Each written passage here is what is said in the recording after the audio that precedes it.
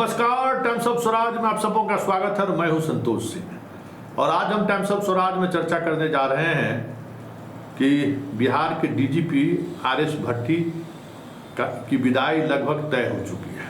जिस तरीके से अपने कार्यकाल के दौरान सोशल मीडिया पर जो उनका अचीवमेंट रहा है, उसको जिस तरीके से कल मीडिया के साथियों के बीच वितरित किया गया, उससे ये संकेत और उभर कर सामने आने लगा है कि अब इन्होंने भी मन बना लिया है बिहार छोड़ने का। वैसे बिहार के लोगों ने इन पर बहुत भरोसा किया था। हमें लगता है कि बहुत कम ऐसे डीजीपी हुए हैं जिन पर लोगों ने इस तरीके का भरोसा किया। हालांकि वो भरोसे पर कितना खरे उतरे, आर.एस. भट्टी खुद अपने दिल से पूछ लें, क्योंकि बिहार तो निराश है। और बिहार इस कदर निराश है जिसकी कल्पना शायद भट्टी को नहीं हो, क्योंकि उन्होंने तो पब्लिक से मिला ही नहीं। पब्लिक से अगर वो मुलाकात की होती तो उन्हें शायद लगता कि बिहार के लोग आज भी उनको किस दृष्टि से, किस सम्मान के साथ देखते हैं। खैर, विदाई का वक्त है और इस वक्त में कुछ भी ऐसी बातें अब कहने की ज़रूरत नहीं है। जो बात गई सो बीत गई। याद रखेगा बिहार के किसी ऐसे अधिकारियों पर एक उम्मीद, जब डीजीपी बनाया गया था तो एक उम्मीद की किरणें जगी थी कि चलिए बदलाव देखने को मिलेगा। लेकिन बदलाव तो दूर, जिस संक्रमण के दौर से पूरा पुलिस महकमा और बिहार की जनता इस दौरान, इनके कार्यकाल के दौरान गुजार लिया, ये समझिए कि बहुत बड़ी बात है। हर कोई सशंकित रहा इस दौर में। जिस तरीके से खुला पुलिस की गुंडागर्दी जारी रही, कोई नियंत्रण नहीं रहा।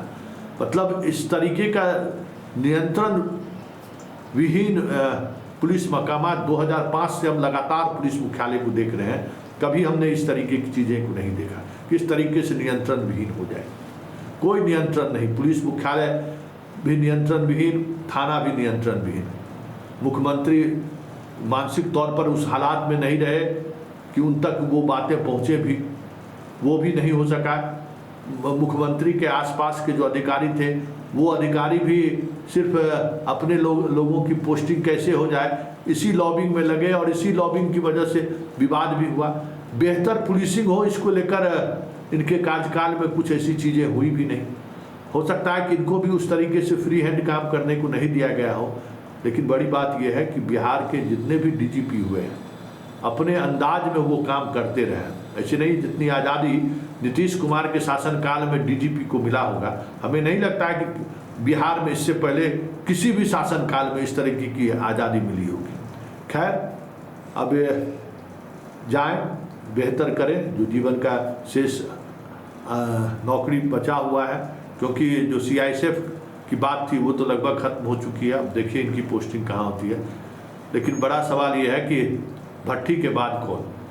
और जिन तीन नाम की चर्चा हो रही है, आलोक राज, शोभा अवतकर और विनय कुमार, परवीन वशिष्ठ बाहर ही हैं। तो जिन तीन नामों की चर्चा हो रही है उसमें आलोक राज की बात करें तो इनकी लॉबिंग बड़ी तगड़ी लॉबिंग है। क्योंकि जब भट्टी को डीजीपी बनाया गया था तो निगरानी, जो ADG का पद होता था, उसके पद को बढ़ा दिया गया, DG कर दिया गया, विजिलेंस। कई और डिपार्टमेंट उसमें शामिल कर दिया गया। मतलब DG का महकमा थोड़ा ओहदा बड़ा कर दिया गया निगरानी डिपार्टमेंट का, विशेष निगरानी का, बाकी लगे कि हाँ, आलोक राज को एक ओहदा मिला है। हालांकि अभी भी इस दौर में है कि उन्हें DGP बनाया जाए। और लॉबिंग भी बड़ी तगड़ी है। प्रशासनिक सेवा में जो अधिकारी मुख्यमंत्री के आसपास हैं वो लॉबिंग कर रहे हैं। हाँ, एक लालू यादव से करीबी होने का दंश उस बार भी इन्हें झेलना पड़ा था। हमें लगता है कि इस बार भी इन्हें झेलना पड़े। वैसे जिस तरीके से निगरानी डिपार्टमेंट को थोड़ा डेवलप करके उसके पदों की वरीयता को बढ़ाकर जिस तरीके से इनको बैठाया गया, ऐसे में नहीं लगता है कि मुख्यमंत्री इनके नाम पर चर्चा कर रहे होंगे या सोच भी रहे होंगे। फिर बात शोभा अवतकर की आती है। शोभा अवतकर एक दौर में लोग निराशा हासिल हुआ है भट्टी को देख के, तो अब हमें नहीं लगता है कि शोभा अवतकर का भी नाम रहा है, काफ़ी नाम रहा है। लेकिन अब नाम के सहारे अब भरोसा करना थोड़ा मुश्किल है। बिहार के लोगों का भरोसा टूटा है कि एसपी के रूप में और डीजीपी के रूप में बहुत कुछ एकदम कंट्रास्ट कैरेक्टर देखने को मिल रहा है। ऐसे में शोभा अवतकर को लेकर वो उत्साह नहीं है। हाँ, एक नाम है जिसको लेकर लोगों तक वो मैसेज ना हो, लेकिन जहाँ तक हम पुलिस मुख्यालय को देखे हैं, जहाँ तक पुलिस मुख्यालय के पदाधिकारियों के बारे में हमें जो जानकारी है, द बेस्ट चॉइस अभी मुख्यमंत्री के पास विनय कुमार है। विनय कुमार के पास 2005 से लेके हाल के दिनों तक पुलिसिंग क्या एकदम सीधे पुलिसिंग जो होता है पब्लिक से, एसपी से, थानेदार से, वो उस पुलिसिंग को उन्होंने जिया है। उस पुलिसिंग के सहारे उन्होंने बहुत सारे चीज़ों को पटरी पर लाया और सीआईडी एडीजी के पद पर रहते हुए तो उन्होंने बिहार के पुलिसिंग व्यवस्था को बहुत कुछ सुधारने में भी और अनुसंधान के मामले में उन्होंने एक लंबी लकीर खींच डाली है जिसको मिटाना बहुत मुश्किल है। फिर जो नीतीश कुमार के शुरुआती दौर का जो ड्रीम प्रोजेक्ट था कह सकते हैं, SPD trial, SPD appeal, Abhayanand ji का वो शुरू किया हुआ है, लेकिन कहीं न कहीं अभयानंद जी के साथ जब ये रहे तो लक्ष्मण की भूमिका में रहे। अभयानंद जी जो कुछ करना चाहते थे तो उसमें बाद के दिनों में एसपीडी ट्रायल या एसपीडी अपील, जहाँ कहीं भी एसपीडी ट्रायल के तहत सजा दिलाने की बात हुई अभयानंद जी के जाने के बाद, तो विनय कुमार की बड़ी भूमिका रही। और विनय कुमार के पास पर्याप्त अनुभव भी है बिहार का, हर ऐसे जिले का अनुभव है जो जिला दुर्दांत जिला बिहार का माना जाता है। लालू राज से लेके नीतीश राज तक बिहार के तमाम ऐसे जिले के एसपी के रूप में इन्होंने काम किया है जहां इनकी एक अलग छवि रही है।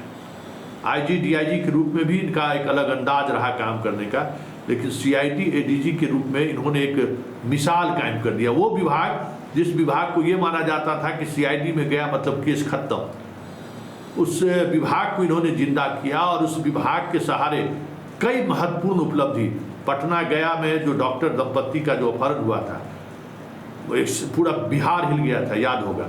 उस मामले का डिटेक्शन, उस मामले में कार्रवाई, बहुत सारी ऐसी क्राइम है जिस क्राइम को उद्भेदन में विनय कुमार की बड़ी भूमिका रही है। और इस दौर में जब बिहार में सब कुछ बेलगाम है, पुलिस के थानेदार की तो स्थिति है कि एडीजी स्तर का अधिकारी भी अगर फ़ोन करते हैं थानेदार को, अभी कल ही परसों बात हो रही थी, तो उधर से अगर करें कि हम एडीजी बोल रहे हैं तो जी सर बोला जाए, मतलब जय हिंद कहने का भी जो है, जो एक प्रॉपर एथिक्स है कि आपको करना ही है, एटिकेट है कि आपको ये अनुशासन आपको दिखाना ही है, तो जी बोला जाए सर, इस तरीके से थानेदार बात करता है। तो विनय कुमार अगर 2 वर्ष तक बिहार के डीजीपी रह गए, हमें लगता है कि थाना स्तर तक काम करने वाले पुलिस अधिकारियों को समझ में आ जाएगा। जो 2009 बैच से जितने सब इंस्पेक्टर बहाल हुए हैं, जितने लोग इंस्पेक्टर में प्रमोट हुए हैं, जितने थानेदार हैं, 2 वर्ष अगर ये डीजीपी रह गए तो उनको समझ में आ जाएगा कि डीजीपी क्या होता है और पुलिसिंग क्या होती है, और लोगों से मिलना, लोगों से व्यवहार करना क्या होता है, ये सारा कुछ हमें लगता है कि विनय कुमार अगर डीजीपी बन गए तो वो चीज़ें समझ में आ जाएगी। इसलिए हमें लगता है कि मुख्यमंत्री के सामने सबसे द बेस्ट चॉइस अगर कोई है तो वो विनय कुमार है।